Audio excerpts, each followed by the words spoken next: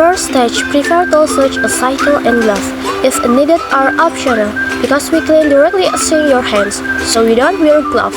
Stage 2 cause the tail switch to work and at the beginning because it is easier and safer. Then cut the tools with using the cycle. And the finishing stage is to remove the remaining roots of the weeds until there are no more left so that they don't grow back. It is possible that the weeds will repair in around 2 or 3 days if the roots are still left.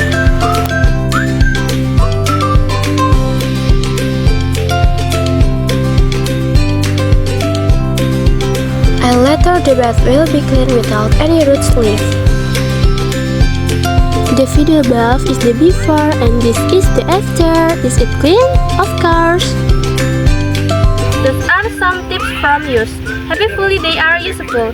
Thank you for watching and see you later.